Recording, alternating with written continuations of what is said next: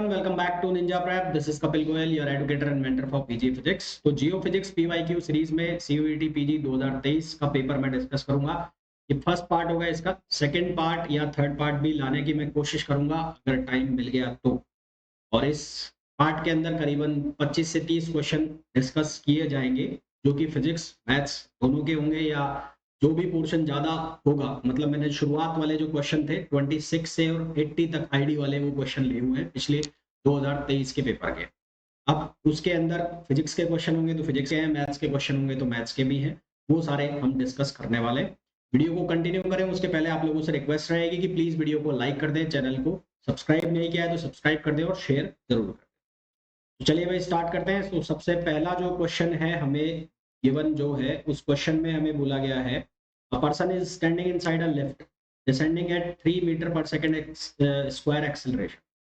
तो एक कोई पर्सन है जो लिफ्ट में है ना, इसमें है लिफ्ट में है और ये लिफ्ट नीचे आ रही है।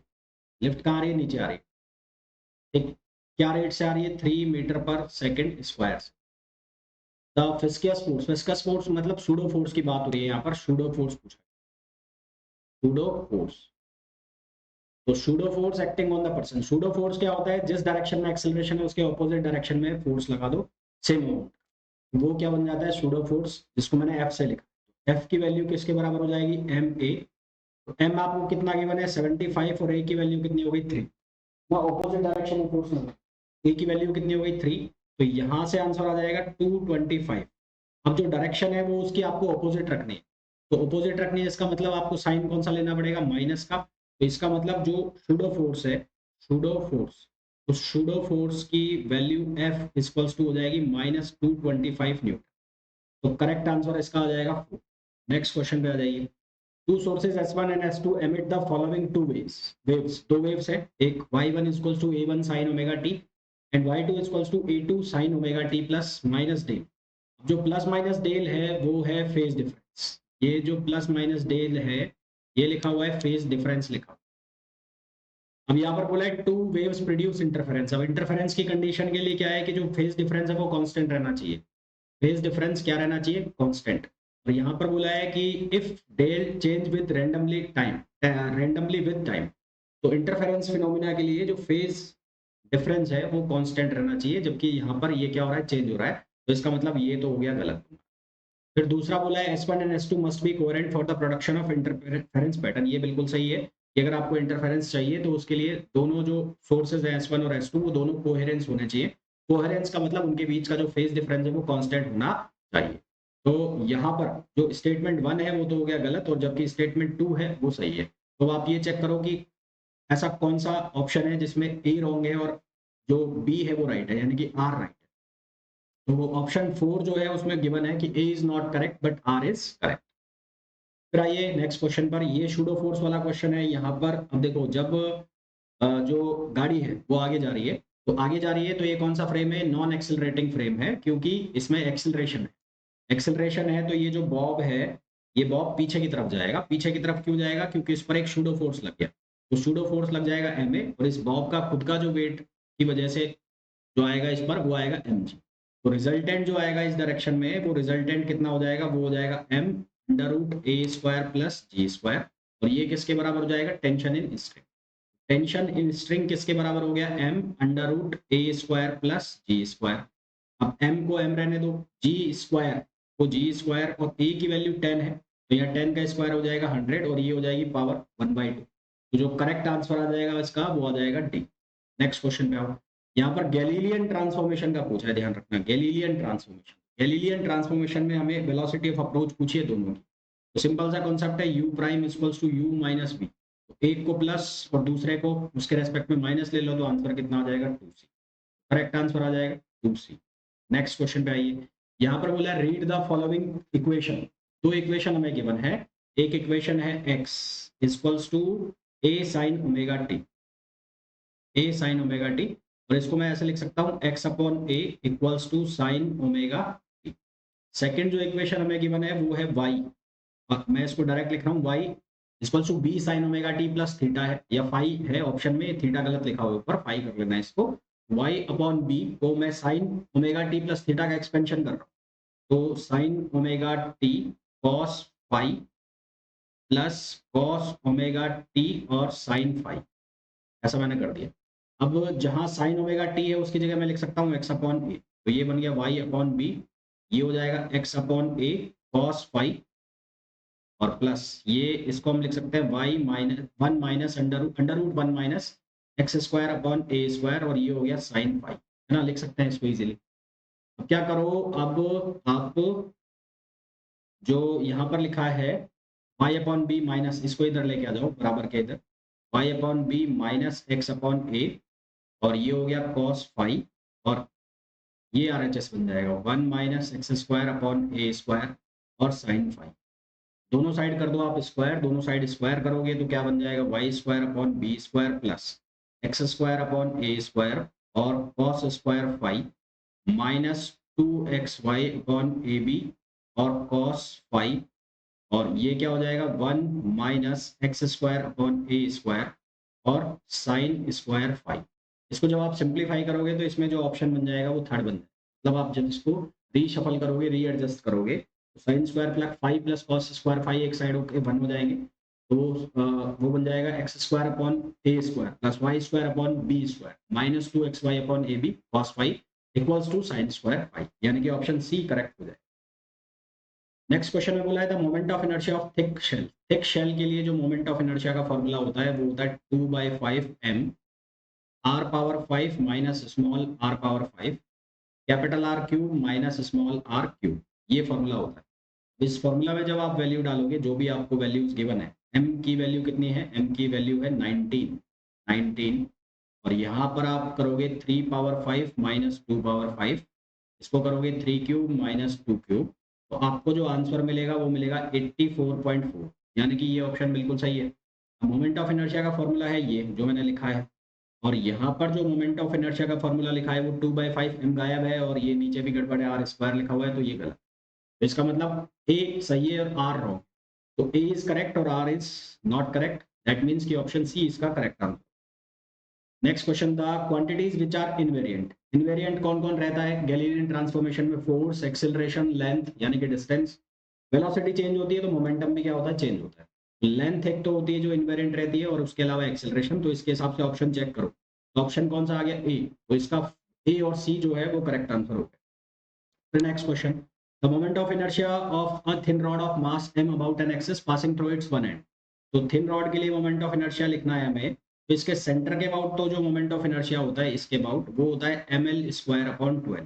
आपको इस एक्सिस के अबाउट पूछा है, तो ये जो डिस्टेंस हो गई ये कितनी हो गई l/2, तो यहाँ लगाओगे पैरेलल एक्सिस थ्योरम, मान लो ये है AB, आई ए बी जो हो जाएगा वो हो जाएगा ml स्क्वायर अपॉन 12 और पैरेलल एक्सिस थ्योरम के अकॉर्डिंग मास और इनटू जो सेंटर ऑफ ग्रेविटी से एक्सिस पास हो रहा है और जिस एक्सिस के अबाउट निकालना है उन दोनों के बीच के डिस्टेंस का स्क्वायर करना है, दोनों के बीच के डिस्टेंस का स्क्वायर कितना हो गया ml स्क्वायर बाय 4, तो यहाँ से आपने कॉमन निकाल लिया m, तो ये बन जाएगा कितना, ये बन जाएगा l स्क्वायर बाय 4 प्लस ये हो जाएगा l स्क्वायर बाय 12, है ना, तो इसका मतलब ये जो ऑप्शन है वो करेक्ट है बिल्कुल। फिर radius of gyration of thick shell, तो थिक शेल की जो रेडियस ऑफ जायरेशन है उसमें नीचे आर क्यूब आना चाहिए और ये लिखा हुआ है गलत ना, तो स्टेटमेंट वन करेक्ट है और सेकंड जो है वो इनकरेक्ट। नेक्स्ट क्वेश्चन पे आ जाओ, क्वेश्चन नंबर 9।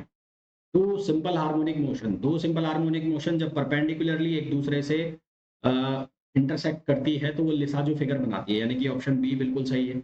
और जब वो सेम डायरेक्शन में चलती हैं तो वो फिनोमिना ऑफ बीट्स को डेवलप करती है, यानी कि ये भी सही है। इसका करेक्ट ऑप्शन हो जाएगा ए और बी। ये वाला क्वेश्चन जो है लिसाजो फिगर्स वाला, ये 2024 के क्वेश्चन में भी आया था, सीयूईटी पीजी फिजिक्स में, पीजी फिजिक्स में भी आया था। नेक्स्ट क्वेश्चन पे आ जाओ। यहाँ पर बोला है सॉलिड स्फीयर, पहले इसमें देखो एक एक दो ऑप्शन मेरे को गलत लग रहे हैं, पहले इसमें जो सही है वो पकड़ लेता है। Solid sphere rotating about it's tangent, rotating about it's tangent, solid sphere जब टेंजेंट के अबाउट रोटेट करेगा तो उसका मोमेंट ऑफ इनर्शिया आता है 7/5 mr स्क्वायर, है ना। तो आपको इसकी रेडियस ऑफ जायरेशन बताना है, तो radius of gyration m k square, तो यहाँ से k स्क्वायर की वैल्यू जो हो जाएगी वो हो जाएगी 7/5 स्क्वायर। इसका मतलब जो a है उसको तो मैच कराओगे इससे थर्ड से, तो a का मैच हो गया थर्ड, तो इसका मतलब ऑप्शन आपका सेकंड और थर्ड हो गया गलत। अब ए का थर्ड है यहाँ पर भी और ए का थर्ड है, बी का फोर्थ दे रखा है दोनों में, तो बी को मैच कराने की जरूरत नहीं। बी का तो फोर्थ हो गया, सीधा सीधा खत्म हो गया। बात कर लेते हैं सी की। सी और डी में से एक चेक कर लो। सी पे लिखा हुआ है moment of inertia of thin rod about an axis passing through centre and perpendicular to length. Centre and perpendicular to length. Moment of inertia of thin rod, तो थिन रॉड का जो मोमेंट ऑफ इनर्शिया है वो कितना होता है? वो होता है ml² / 12। यहाँ पर आर दे रखा है, तो ये आर जो है वो गड़बड़ कर रहा है सी से, तो सी से पकड़वाएगा नहीं। तो moment of inertia of disc जो है उससे पकड़ो, सी वाला ऑप्शन जो है वो गड़बड़ है, तो डिस्क का पकड़ो। डिस्क का मोमेंट ऑफ इनर्शिया डायमीटर के अबाउट जो होता है वो होता है mr²/4। तो इसका जो रेडियस ऑफ जायरेशन है वो हो जाएगी k² = r²/4, यानी कि डी के लिए सेकंड ऑप्शन हो जाएगा, डी के लिए फर्स्ट ऑप्शन हो जाएगा, सॉरी डी के लिए आ जाएगा फर्स्ट ऑप्शन। ये सी वाला जो ऑप्शन है ये गड़बड़ कर रहा है, यहाँ पर एल होना चाहिए, यहाँ पर आर गिवन है, तो जो ऑप्शन गिवन है उनके हिसाब से तो ऑप्शन आ जाएगा 4, पर फिर भी मैं कहूंगा सी वाला जो ऑप्शन है वो गड़बड़ है। नेक्स्ट क्वेश्चन पे आ जाओ। इलेक्ट्रिक फील्ड कंजर्वेटिव जब होता है जब उसका कर्ल जो होता है वो क्या होता है? 0 होता है। जब इलेक्ट्रिक फील्ड का कर्ल 0 होगा तो वो क्या होता है? कंजर्वेटिव। नेक्स्ट क्वेश्चन पे आइए। एन एल इलेक्ट्रॉन, तो इलेक्ट्रॉन की जो काइनेटिक एनर्जी है उसको हम लिखते हैं ½ mv²। यहाँ पर गड़बड़ गड़बड़ है, इसको आप कन्वर्ट करो 4.4 किलो इलेक्ट्रॉन वोल्ट या इलेक्ट्रॉन वोल्ट, उसमें कन्वर्ट करो। ये गड़बड़ लिखा हुआ है, उसका सॉल्यूशन मैंने लिखा हुआ है, मैं बता देता हूँ आपको एक बार। तो ये लिखा हुआ है 4.55 इंटू 10⁻³ इंटू 10⁻³ इलेक्ट्रॉन वोल्ट है 1.6 इंटू 10⁻−19 हाफ mv²। तो यहाँ से v² हो गया 4.55 इंटू 10⁻³ 1.6 इंटू 10⁻−19 और 2 से इसको मल्टीप्लाई कर दिया अपॉन m कितना हो गया 9.1 इंटू 10⁻−31। तो यहाँ से जब हम सॉल्व करेंगे तो v की वैल्यू आ जाएगी 4 इंटू 10⁻7, 4 इंटू 10⁻7 जो कि ऑप्शन हो जाएगा सेकंड। तो इसको करेक्ट करना आप, यहाँ पर किलो वोल्ट नहीं आएगा, किलो इलेक्ट्रॉन वोल्ट है। 13 यहाँ पर हमें पूछा है कि इलेक्ट्रिक फील्ड दिया हुआ है, एक मैग्नेटाइजिंग फील्ड दिया हुआ है, तो इंट्रिंसिक जो इम्पीडेंस होता है वो होता है E/H, तो E0/H0 कर दो, यानी कि 20/0.5, तो 20/0.5 आप करोगे तो यहाँ से आ जाएगा 40, एक तो 40 आ गया। फेज डिफरेंस देखो, ये +15 है, ये -15 है, तो जो फेज डिफरेंस है वो कितना हो जाएगा 15 - 15 करोगे तो कितना हो जाएगा 30। तो फेज डिफरेंस कितना हो जाएगा 30, यानी कि करेक्ट ऑप्शन कितना आ जाएगा। According to Huygens wave theory, which of the following wave does not produce secondary wavelet? Wave travelling जो फ्री स्पेस में करती हैं वो क्या प्रोड्यूस नहीं करती? Secondary wavelet. Which of the following is essential for diffraction diffraction pattern? Diffraction pattern के लिए जो सबसे जरूरी चीज है वो है नैरो स्लिट। स्लिट नैरो होनी चाहिए, क्योंकि अगर स्लिट नैरो नहीं हुई तो लाइट सीधी सीधी निकलेगी। डायफ्रैक्शन का मतलब यही है कि जब वो जो स्लिट्स के एजेस है उसके किनारों से टकराकर लाइट अपना पाथ चेंज करती है तो उसको हम डायफ्रैक्शन कहते हैं। वो तभी होगा जब वो नैरो स्लिट हो। Question number 16, intrinsic impedance of two different media may be same. Intrinsic impedance का जो फॉर्मूला है वो है E/H, और जब इसको हम फर्दर सॉल्व करते हैं तो ये बनता है μ0/ε0 और μr/ε0। तो ये सेम भी हो सकता है दो मीडिया के लिए अलग अलग, है ना? तो ये तो सही है। और intrinsic impedance does not depend on permittivity and permeability, तो ये गलत है, क्योंकि यहाँ सीधा सीधा फॉर्मूला में ये आ रहा है, तो ये गलत है। तो इसका मतलब ए सही है, आर गलत है, तो A is true and R is false. तो इसका जो करेक्ट ऑप्शन आ जाएगा वो आ जाएगा C. Read the following statement, P type semiconductor is uncharged. दोनों ही टाइप के जो सेमीकंडक्टर है, चाहे वो एन टाइप है चाहे वो पी टाइप है, वो अनचार्ज होते हैं। पी टाइप को हम बोलते हैं कि होल से तो पॉजिटिव होंगे, पर वो चार्ज के हिसाब से बात करें तो उनके ऊपर कोई भी चार्ज नहीं होता। ये स्टेटमेंट तो सही है। फिर when semiconductor is doped with donor, donor का मतलब है कि जो इलेक्ट्रॉन्स है उनकी कॉन्सेंट्रेशन हम क्या करेंगे? इंक्रीज करेंगे। तो बी ऑप्शन हो गया तुम्हारा गलत। फिर C, in semiconductor there are no free electron, ये बिल्कुल सही है। 0 केल्विन के ऊपर कोई भी फ्री इलेक्ट्रॉन नहीं होगा, क्योंकि वहां पर फर्मी जो एनर्जी लेवल है उसको हम कहते हैं 0 केल्विन पर।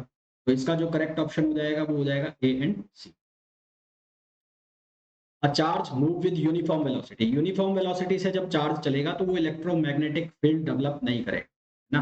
वो मैग्नेटिक फील्ड डेवलप कर देगा, पर इलेक्ट्रोमैग्नेटिक फील्ड डेवलप करने के लिए उसको एक्सेलरेटेड होना पड़ेगा। तो इसका मतलब स्टेटमेंट फर्स्ट फर्स्ट जो है वो रॉन्ग है। सेकंड स्टेटमेंट में बोला है charge oscillate with frequency 2 gigahertz, 2 gigahertz से चार्ज ऑसिलेट कर रहा है, प्रोड्यूसेस इलेक्ट्रोमैग्नेटिक रेडिएशन, तो फ्रीक्वेंसी सेम रहेगी। तो इसका मतलब जो स्टेटमेंट सेकंड है वो सही है, फर्स्ट रॉन्ग। तो स्टेटमेंट फर्स्ट इज रॉन्ग और सेकंड इज ट्रू, यानी कि फोर्थ जो है इसका करेक्ट आंसर। नेक्स्ट क्वेश्चन में बोला है the Maxwell equation which are not valid for travelling electromagnetic wave. Electromagnetic wave के लिए एक तो कर्ल ऑफ ई, ये गलत हो गया क्योंकि ये वैलिड होता है इलेक्ट्रोस्टैट्स के लिए, इलेक्ट्रोस्टैटिक्स के लिए, ये भी इलेक्ट्रोस्टैट्स के लिए, और ये वैलिड होता है मैग्नेटोस्टैटिक्स के लिए, मैग्नेटोस्टैटिक्स। तो ये जो तीनों स्टेटमेंट है बी, डी और ई, ये तीनों गलत हो गए। इसका मतलब जो ऑप्शन फोर्थ है वो इसका करेक्ट आंसर हो। ये रट्टाफिकेशन वाला क्वेश्चन है, इसमें ये कर लेना यार, ये इसमें मतलब आपको ये पता होना चाहिए अल्ट्रा वायलेट के लिए डायरेक्शन क्या होगी, और एक्सरेज का हम चेक कर सकते हैं फिर भी। एक्सरेज में कौन सा, बी, तो बी में आयोनाइजेशन चैम्बर, बी में तो क्या आ जाएगा आयोनाइजेशन चैम्बर, एक्सरे का फिर भी हम पकड़ सकते हैं, बाकी तो फिर याद होने चाहिए ना, तो वो एक चेक कर लेना आप इसका answer. Brewster law is related to the study of, Brewster law is transverse nature of light. Brewster's law ये कहता है कि मैक्सिमम पोलराइजेशन के लिए, लाइट के मैक्सिमम पोलराइजेशन के लिए जो लाइट रे है वो सरफेस पर जब गिरे तो इस एंगल पे गिरे कि जो रिफ्रैक्टेड रे है और जो रिफ्लेक्टेड रे है उनके बीच का एंगल 90 डिग्री होना चाहिए। ये ट्रांसवर्स नेचर ऑफ लाइट को शो करता है। Which of the following laser works as 4 level laser using indirect pumping? तो इसका तो रट्टाफिकेशन वाला answer helium and neon. In newton experiment के लिए जो डायमीटर है उसको हम लिखते हैं 4 लैम्डा आर। ये किसके लिए है, फॉर वैक्यूम। और फॉर मीडियम के लिए इसको हम लिखते हैं, एन भी लगा लो यहाँ पर, इसको लिखते हैं 4 N R lambda upon mu. ये किसके लिए, फॉर मीडियम। तो हमें इस क्वेश्चन में बोला है पहले डायमीटर 1.6 था, फिर हो गया 1.25, तो 1.6 अपॉन 1.25 डिवाइड करोगे तो ये 4 लैम्डा आर एन कट जाएगा है ना, ये तो हो जाएगा कैंसिल, और डिवाइड हो गया किससे, म्यू से, तो म्यू से डिवाइड, दोनों साइड स्क्वायर करोगे तो ये बन जाएगा 1.6 अपॉन 1.25 और स्क्वायर, इसका स्क्वायर करोगे तो आपके पास आंसर आएगा 1.638, 1.638 यानी कि करेक्ट आंसर हो जाएगा। If unpolarized light of intensity I naught is incident on a polarizer, then it's get transmitted and stay constant in intensity on rotation of the polarizer. देखो मालूस का जो नियम है, उस मालूस के लॉ के अकॉर्डिंग जब एक पोलराइज लाइट इनसे अनपोलराइज लाइट इंसिडेंट होती है आइडियल पोलराइजर के ऊपर, तो intensity of transmitted light is exactly half हो जाती है जो उसके ऊपर अनपोलराइज लाइट गिर रही। नो मैटर कि जो पोलराइजेशन है, जो पोलराइजेशन एंगल है वो क्या है, उससे कोई लेना देना नहीं है, वो जो लाइट ट्रांसमिट होगी वो इंसिडेंट लाइट की कितनी हो जाएगी, हाफ हो जाएगी। तो इसका जो करेक्ट आंसर आ जाएगा वो क्या आ जाएगा, सेकंड। तो यहाँ पर नेक्स्ट क्वेश्चन में बोला गया read the following statement for Newton rings.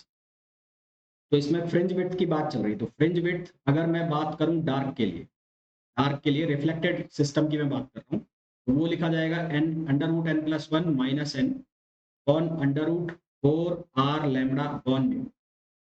अगर मैं n की वैल्यू इंक्रीज करूंगा तो बीटा की वैल्यू क्या होगी, डिक्रीज होगी, क्योंकि डिफरेंस हो रहा है, तो ये जो फ्रिंजेस है वो पास पास आ जाएंगे, फ्रिंजेस क्या होगी, पास पास आ जाएंगी, यानी कि फ्रिंज विड्थ डिक्रीज होगी।